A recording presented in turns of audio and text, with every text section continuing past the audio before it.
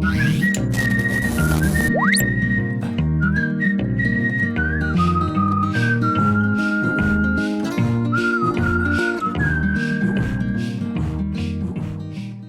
bonjour! Comment ça va amigos? Oh, une vidéo sur Broly, c'est original. La 17 982e sur YouTube si je ne m'abuse. Mais tout comme vous et comme tout bon fan de Dragon Ball, moi aussi je me pose la question de savoir quelle est la puissance de Broly. Donc dans cette vidéo, on va essayer de s'atteler à répondre à cette question, quelle est sa puissance? Je vais vous donner mon point de vue sur ce que j'estime être la puissance de Broly de 1993. Et attention, on ne parlera dans cette vidéo que de Broly de 1993.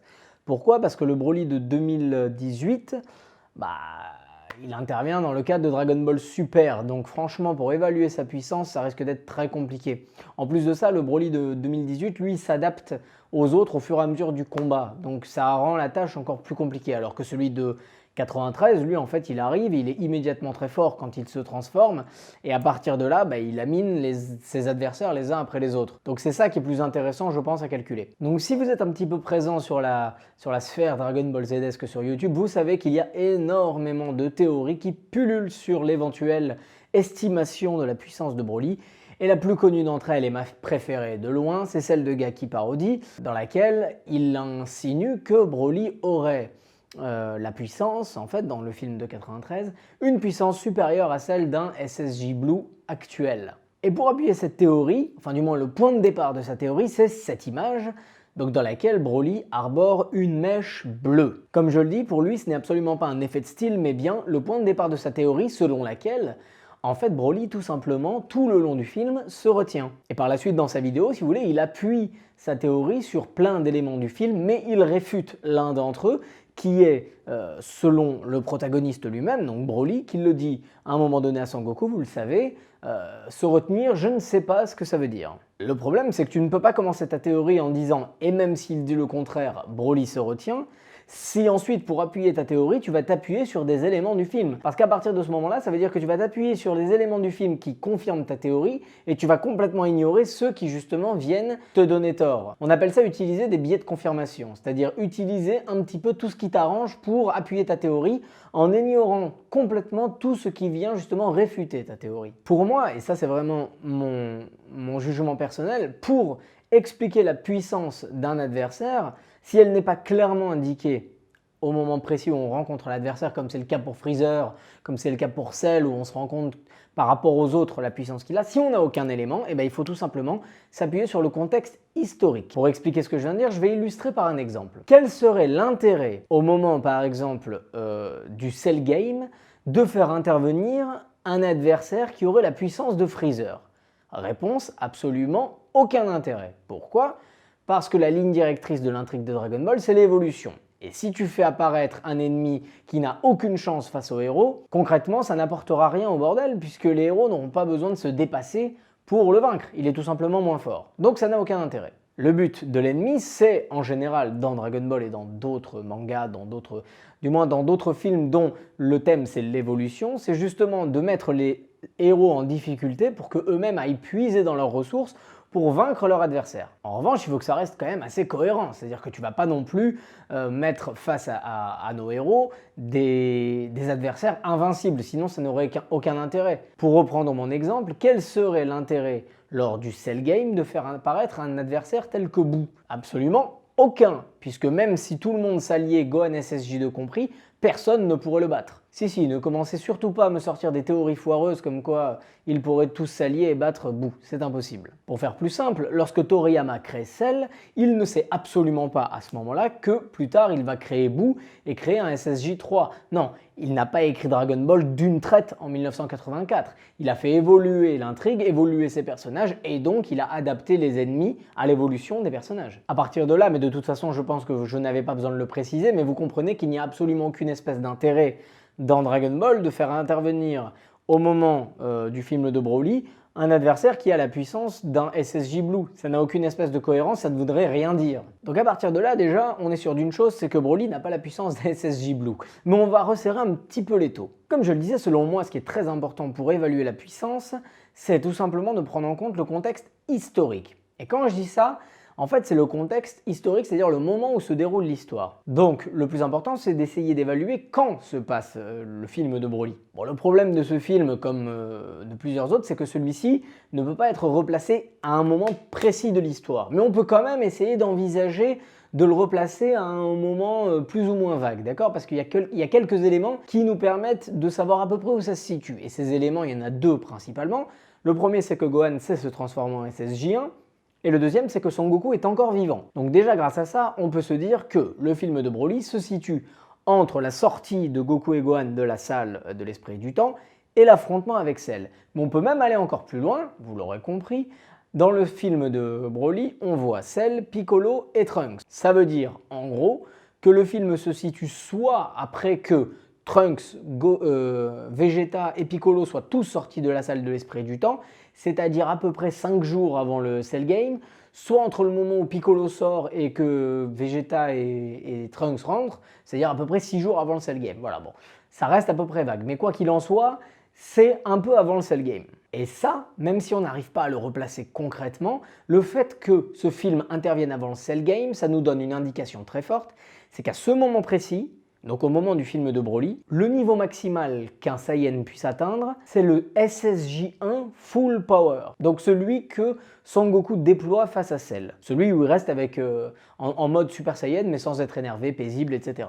D'ailleurs, les dates le confirment. Je suis allé fouiller un petit peu. Le tome 34, dans lequel on voit Gohan SSJ2 pour la première fois, est sorti en version papier le 4 juin 1993. Et le film de Broly, donc le premier film de Broly, lui est sorti au Japon le 6 mars 1993, c'est-à-dire 3 mois avant la sortie du tome 34 et donc avant la première apparition de Gohan SSJ2. Ce qui veut tout simplement dire qu'au moment du film de Broly, Gohan SSJ2 n'existe pas ou n'a pas encore été écrit. En toute cohérence, si le Cell Game avait déjà eu lieu au moment du film de Broly, eh bien le film de Broly se serait terminé avec un SSJ2 de Gohan qui aurait battu Broly.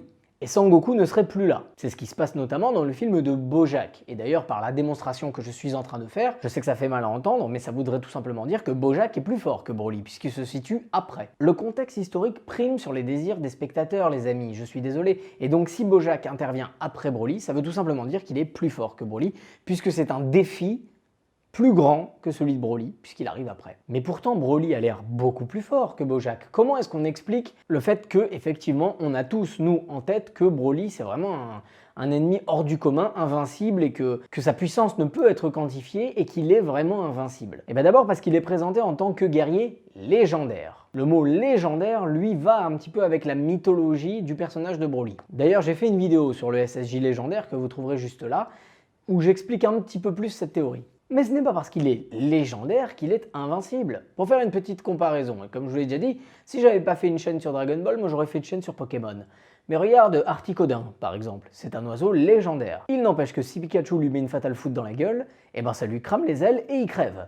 Légendaire ou pas. Ensuite, pendant tout le film, Broly donne effectivement un sentiment d'invincibilité. Et ça change par rapport aux autres ennemis des films. Pourquoi? Parce que dans les autres films, à un moment ou un autre, en général au début, les méchants en fait prennent quelques patates et semblent avoir peur de Sangoku, puis ils se transforment et puis dans un petit laps de temps, ils sont plus forts que les autres jusqu'à ce qu'ils crèvent. Mais la différence en fait avec Broly, c'est simplement que Broly est beaucoup plus fort que ses adversaires à ce moment-là. Mais il faut bien comprendre une chose, c'est que la puissance de Broly, elle ne dure que l'espace d'un film, amigos. Les films, il faut vraiment les voir comme des mini-arcs en fait, si vous voulez, avec exactement la même structure narrative qu'un arc, tout comme le sont les autres méchants de films. Tu prends Thalès, tu prends Slug, tu prends C13. Pense à C13, prenons cet exemple. C13, au début, Goku le bat, il absorbe ses potes, il devient intouchable, plus personne ne peut le toucher à C13. Du début à la fin, il est imbattable.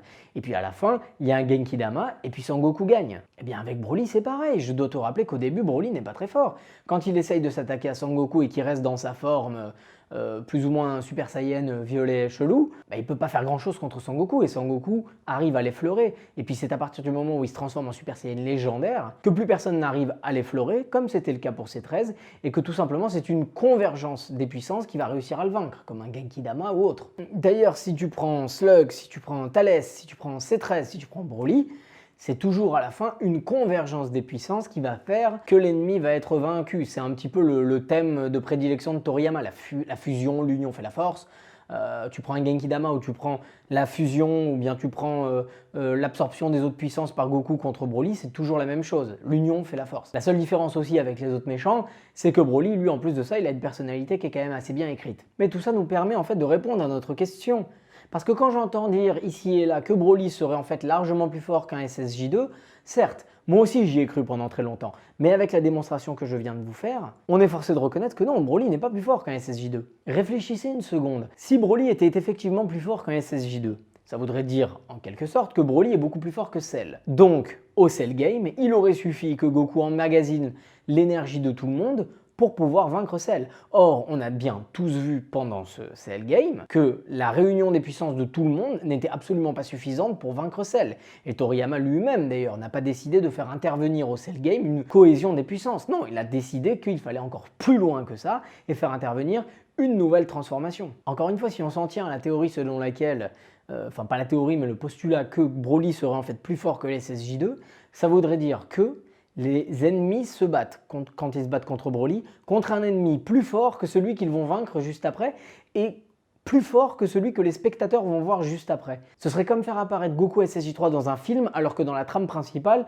le SSJ3 n'existe pas encore. Tout le monde se dirait, mais qu'est-ce que c'est que ça? Et quand j'ai soumis la question de est-ce qu'il est plus fort ou moins fort, beaucoup d'entre vous m'ont dit sur Insta, non mais pas du tout, Broly, il est quand même plus fort que Gohan SSJ2 dans le film Rivaux Dangereux. Bon, premièrement, on n'est pas sûr du tout qu'il soit en Super Saiyajin 2, puisque jusqu'à preuve du contraire, il n'a pas d'éclair autour de lui, ce qui est quand même un des points significatifs de la transformation en SSJ2. En plus de ça, bah, ça resterait quand même cohérent que Broly soit plus fort à ce moment-là qu'un SSJ2, parce que au niveau du contexte historique, bah, le SSJ2 existe, donc ça n'aurait plus aucune espèce de cohérence de faire venir un Broly qui serait moins fort qu'un SSJ2, puisqu'il faut quand même que Broly apporte de la difficulté à ce moment-là. Et troisièmement, si on va un petit peu dans le détail et si on pinaille, n'oubliez pas quand même qu'à ce moment-là, Gohan SSJ2, si tant est qu'il soit SSJ2 dans le film Rivaux Dangereux, est quand même beaucoup moins fort que Gohan SSJ2 face à Cell. Donc l'un dans l'autre, ça reste quand même cohérent ce que je dis. Je sais bien que jusqu'aujourd'hui,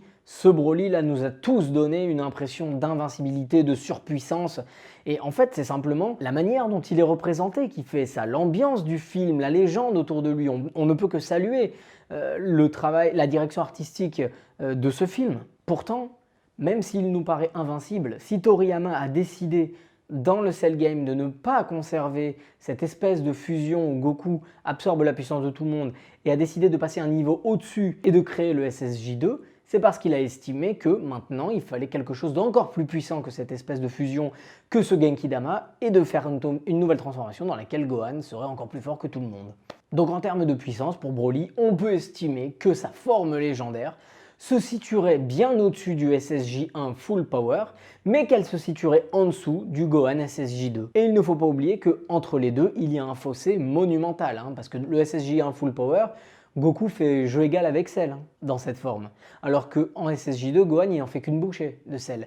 L'écart, c'est un petit peu le même qu'entre SSJ2 et SSJ3. Voilà, amigos, je pense que ma démonstration est terminée. Il me tarde d'en discuter avec vous. Alors si vous voulez qu'on en discute et qu'on aille un petit peu plus loin dans le débat, mettez-moi en commentaire que vous voulez qu'on fasse un live un petit peu autour de ce débat-là. Et puis on en discutera. J'espère que cette vidéo vous a plu, amigos. Si elle vous a plu, n'oubliez pas de mettre un pouce, de vous abonner, que ce soit sur YouTube, sur Insta, sur Facebook. N'oubliez pas de privilégier ce qui nous unit et de bannir ce qui nous divise. Et c'est tout pour moi, amigos. Je vous souhaite une bonne journée ou une bonne soirée. Je ne sais pas quand est-ce que vous regarderez cette vidéo. Mais moi, je vous dis à la prochaine. Peace.